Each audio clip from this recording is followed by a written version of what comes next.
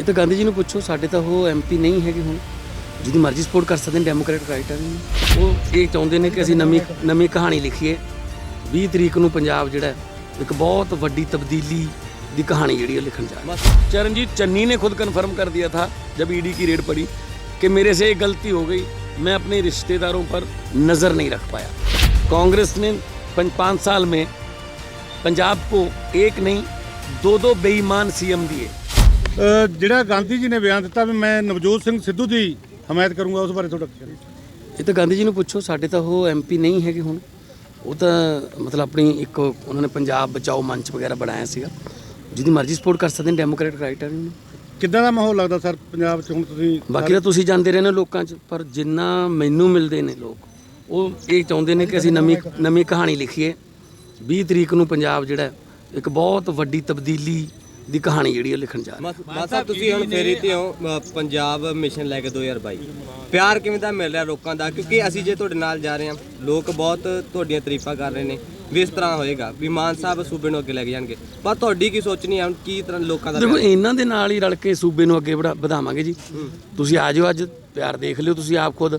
ਅਸੀਂ ਕਿਹੜਾ ਕੋਈ ਮਤਲਬ ਕੋਈ ਲਾਲਚ ਦੇ ਕੇ ਜਾਂ ਕੋਈ ਉਹਨਾਂ ਨੂੰ ਦਬਾਅ ਪਾ ਕੇ ਲੈ ਕੇ ਆ ਰਹੇ ਹਾਂ। ਇੱਕ ਦਿਨ ਪਹਿਲਾਂ ਅਸੀਂ ਤਾਂ ਜਿਹੜਾ ਫੇਸਬੁੱਕ ਤੇ ਪਾਉਂਦੇ ਆ, ਉਹ ਪੜ੍ਹ ਕੇ ਲੋਕ ਜਿਹੜੇ ਨੇ ਆਪ ਮੁਹਾਰੇ ਕੋਠਿਆਂ ਤੇ ਛੱਤਾਂ ਤੇ ਸੱਥਾਂ ਦੇ ਵਿੱਚ ਇਕੱਠੇ ਹੁੰਦੇ ਨੇ, ਹਾਰ ਪਾਉਂਦੇ ਨੇ ਬਜ਼ੁਰਗ, ਮੱਥਾ ਟੇਕਦਾ ਮਾਵਾਂ ਨੂੰ, ਤੇ ਭੈਣਾਂ ਦੁਆਵਾਂ ਦਿੰਦੀਆਂ ਨੇ ਤੇ ਅਸੀਸਾਂ ਦਿੰਦੀਆਂ ਨੇ, ਮਾਵਾਂ ਜਿਉਂਦਾ ਰਹਿ ਪੁੱਤ, ਸਾਡੇ ਧੀਆਂ ਪੁੱਤਾਂ ਨੂੰ ਕੰਮ ਕੁੰਮ ਤੇ ਲਾ ਦੀ। ਆਈਏ ਜਿਹੜਾ ईडी ने आज जस्सी के भतीजे को गिरफ्तार किया, इस पर क्या कहेंगे? ਕੀ ਕਹਿਣਾ ਚਾਹੋਗੇ? देखिए, असल में कैप्टन साहब ने एक बार कन्फर्म कर दिया था कि चन्नी साहब का नाम रेता चोरी में था, लेकिन क्योंकि कांग्रेस की लाज बचानी थी, इज्जत बचानी थी, मैंने कुछ किया नहीं। उसके बाद चरणजीत चन्नी ने खुद कन्फर्म कर दिया था जब ईडी की रेड पड़ी कि मेरे से एक गलती हो गई, मैं अपने रिश्तेदारों पर नज़र नहीं रख पाया। इसका मतलब आज ईडी ने जो गिरफ्तारी की है, इसका मतलब चन्नी साहब उस पर मोहर लगा रहे हैं कि हाँ, मेरे रिश्तेदारों ने ये काम किया है, ठीक है ना। और सबसे बड़ी बात यह है कि कांग्रेस ने 5 साल में पंजाब को एक नहीं दो बेईमान सीएम दिए।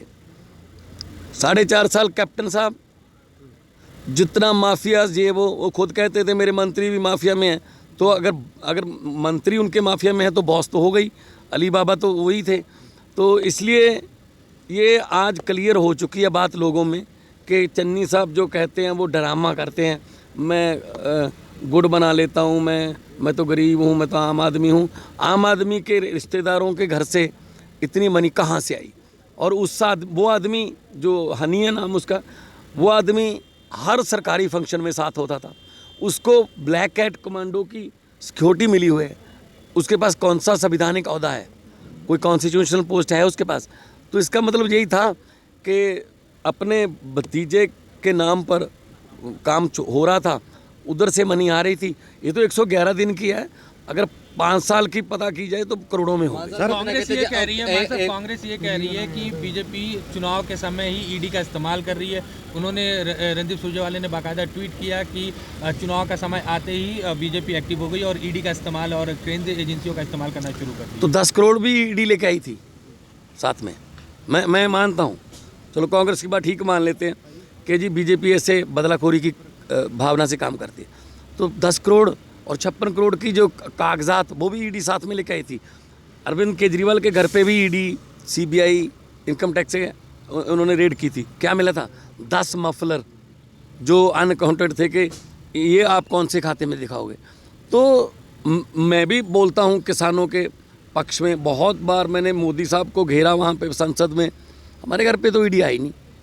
दाल में कुछ काला है, बल्कि दाल ही काली है। ਸਰ ਜਾਂਚ ਹੋਊਗੀ ਇਹਨਾਂ ਉਹ ਵੀ ਕਹਿ ਰਹੇ ਨੇ ਵੀ ਅਗਰ ਜੇ ਸੀਐਮ ਸਾਹਿਬ ਦੀ ਗੱਲ ਕਰ ਲਈ, ਕਹਿ ਰਹੇ ਨੇ ਮੇਰਾ ਕੀ ਕਸੂਰ ਹੈ ਜੇ ਸਾਡੇ ਰਿਸ਼ਤੇਦਾਰਾਂ ਕੋਲ ਫੜਿਆ ਜਾ ਰਿਹਾ ਵੀ ਜੇ ਮੇਰੇ ਰਿਸ਼ਤੇਦਾਰਾਂ ਕੋਲੋਂ ਅਰਬਾਂ ਰੁਪਈਆ ਫੜਿਆ ਜਾਊਗਾ ਤਾਂ ਕੌਣ ਜ਼ਿੰਮੇਵਾਰ ਹੋਊਗਾ?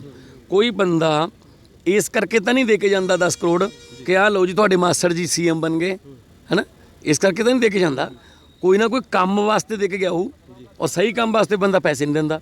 ਇਲੀਗਲ ਕੰਮ ਕਰਾਇਆ ਹੋਊ ਆਪਣੇ ਮਾਸਟਰ ਤੋਂ, ਚੰਨੀ ਸਾਹਿਬ ਇਹ ਦੱਸ ਦੇਣ ਉਹ 10 ਕਰੋੜ ਬਦਲੇ ਕਿਹੜੇ ਕੰਮ ਕੀਤੇ ਨੇ। ਜੀ ਸਰ ਫਿਰ ਜਾਂਚ ਹੋਊਗੀ ਇਹਨਾਂ ਦੀ ਵੱਡੇ ਪੱਧਰ ਤੇ ਆਮ ਆਦਮੀ ਸਰਕਾਰ ਫੇਰੀ ਬਾਰੇ ਕਹੋਗੇ ਕੁਝ ਪ੍ਰਾਈਮ ਸਾਹਿਬ ਦੀ ਕਿਹਨਾਂ ਦੀ? ਪੀਐਮ ਸਾਹਿਬ ਦੀ ਆ ਰਹੇ ਆ ਫੇਰੀ ਤੇ ਉਹਨਾਂ ਨੂੰ ਡੈਮੋਕ੍ਰੈਟਿਕ ਰਾਈਟ ਹੈ ਜੀ ਆਪਣੀ ਪਾਰਟੀ ਲਈ ਚੁਣਾਵ ਪ੍ਰਚਾਰ ਕਰਨ ਦਾ। ਸਰ ਆਮ ਆਦਮੀ ਸਰਕਾਰ ਬਣ ਕੇ ਜਾਂਚ ਹੋਊਗੀ ਸਰ। ਮਾਨ ਸਾਹਿਬ ਹਰ ਜਗ੍ਹਾ ਜਿੱਥੇ ਵੀ ਮਤਲਬ ਜਾਂਦੇ ਆ ਤਾਂ ਬੰਦਾ ਇੱਕੋ ਗੱਲ ਕਰਦਾ ਕਿ ਅਸੀਂ ਵੋਟ ਪਾਉਣੀ ਆ ਤਾਂ ਭਗਵੰਤ ਮਾਨ ਦੇ ਨਾਮ ਨੂੰ ਵੋਟ ਪਾਉਣੀ ਆ, ਤਾਂ ਲੋਕ ਤੁਹਾਨੂੰ ਆਪਣਾ ਰੋਲ ਮਾਡਲ ਮੰਨਦੇ ਆ। ਤੁਹਾਨੂੰ ਕੀ ਲੱਗਦਾ ਕਿ ਤੁਸੀਂ ਉਹਨਾਂ ਦੇ ਇਸ ਯਕੀਨ ਤੇ ਕਿੰਨਾ ਖਰੇ ਹੋ? ਮੈਂ ਉਹਨਾਂ ਦੇ ਘਰਾਂ ਚੋਂ ਹੀ ਨਿਕਲਿਆ, ਮੈਂ ਆਮ ਘਰਾਂ ਚੋਂ ਹੀ ਆ। ਇਸੇ ਕਰਕੇ ਇਹਨਾਂ ਨੂੰ ਇਹ ਜਿਹੜੇ ਵੱਡੇ ਰਵਾਇਤੀ ਪਾਰਟੀ ਨੇ ਉਹਨਾਂ ਨੂੰ ਦੁੱਖ ਹੋ ਰਿਹਾ ਕਿ ਜਿਹੜੀ ਮੁੱਖ ਮੰਤਰੀ ਦੀ ਪੋਸਟ ਹੈ ਉਹ ਤੇ ਆਮ ਘਰਾਂ ਦਾ ਮੁੰਡਾ ਕਿਉਂ ਜਾ ਰਿਹਾ ਉਧਰ ਵੱਲ ਨੂੰ। ਇਹ ਤਾਂ ਸਾਡੇ ਧੀਆਂ ਪੁੱਤਾਂ ਵਾਸਤੇ ਰਿਜ਼ਰਵ ਹੈ। ਸੋ ਲੋਕਾਂ ਨੂੰ ਇਹ ਲੱਗ ਰਿਹਾ ਸਾਡਾ ਮੁੰਡਾ ਹੈ, ਸਾਡਾ ਪੁੱਤ ਭਤੀਜਾ ਹੈ, ਸਾਡਾ ਛੋਟਾ ਵੱਡਾ ਭਾਈ ਹੈ। ਇਸ ਕਰਕੇ ਉਹ ਕਹਿੰਦੇ ਆ ਯਾਰ ਭਗਵੰਤ ਮਾਨ। ਸੋ ਮੈਨੂੰ ਬੜੀ ਖੁਸ਼ੀ ਹੁੰਦੀ ਹੈ। ਨਾਲ ਪ੍ਰਮਾਤਮਾ ਅੱਗੇ ਮੈਂ ਅਰਦਾਸ ਵੀ ਕਰਦਾ, ਪ੍ਰਮਾਤਮਾ ਸਮੱਤ ਬਖਸ਼ੇ, ਬਲ ਬਖਸ਼ੇ ਤਾਂ ਕਿ ਮੈਂ ਇਹ ਜ਼ਿੰਮੇਵਾਰੀ ਨਿਭਾ ਸਕਾਂ। Best of luck sir.